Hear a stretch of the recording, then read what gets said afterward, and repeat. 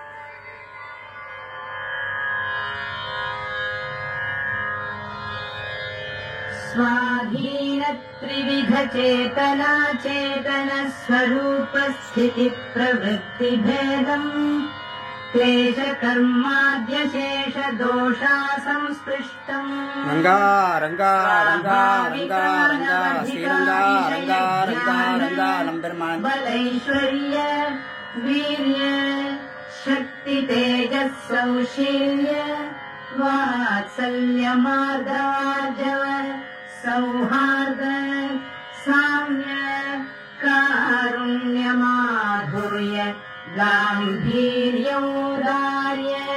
चातुर्य स्थैर्य धैर्य शौर्य पराक्रम सत्यकाम सत्यसंकल्प कृतित्व कृतज्ञताद्यसंख्येय कल्याण गुणगणौघ महार्णवम् परब्रह्मभूतम् पुरुषोत्तमम् श्रीरङ्गशायिनम् अस्मत्स्वामिनम् प्रबुद्ध नित्यनियाम्य नित्यदास्यैकरसात्मस्वभावोऽहम् तदेकानुभवः तदेकप्रियः परिपूर्णम् भगवन्तम् विशदतमानुभवेन निरन्तरम् अनुभूय तदनुभवजनितानवधिकातिशय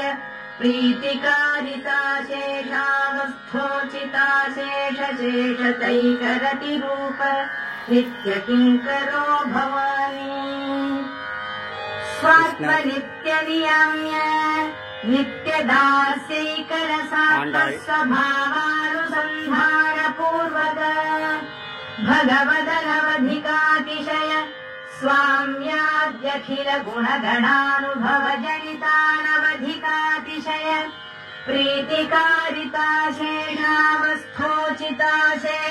गोविंदा गोविंदा गोविंदा नित्यकैङ्कर्य प्राप्त्युपाय भूत भक्ति तदुपाय सम्यज्ञान तदुपाय समीचीन क्रिया तदनुगुण सात्विकतास्तिक्यानि समस्तात्मगुणविहीनः दुरुत्तरानन्त तद्विपर्यय ज्ञानक्रियानुगुणानादि पापवासना महानवान्तर्निमग्नः आण्डवन स्वामिगळ तिलतैलवत् दारुबन्धिवत् दुर्विवेच त्रिगुणक्षणक्षण स्वभावाचेतन प्रकृतिव्याप्तिरूप दुरत्यय भगवन्मायातिरोहितः स्वप्रकाशः अनाद्य विद्या सञ्चितानन्ताशक्य विस्रंसन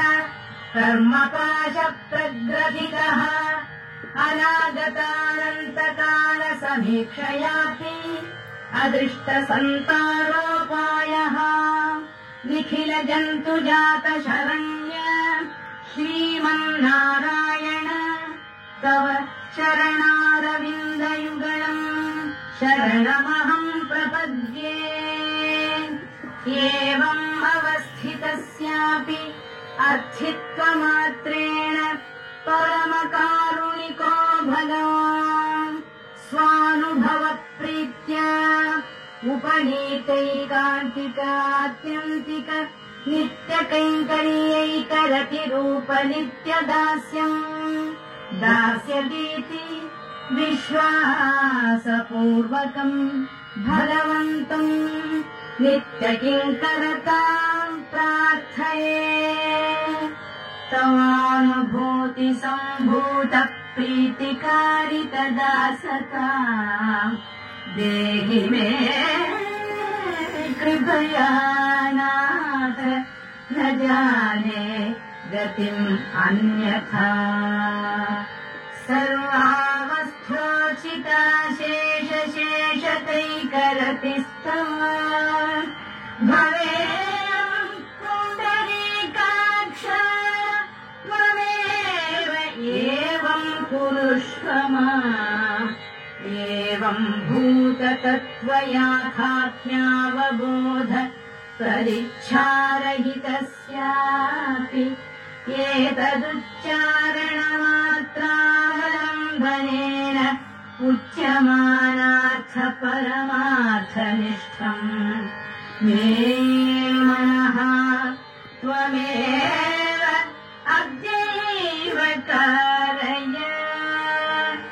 अपारकरुणाम्बुधे अनालोचितविशेषाशेषलोकशरण्य प्रणतार्तिहर आश्रितवात्सल्यैकमहोदधे अनवरत विदित निखिलभूतजातयाथात्म्य सत्यकाम सत्यसङ्कल्प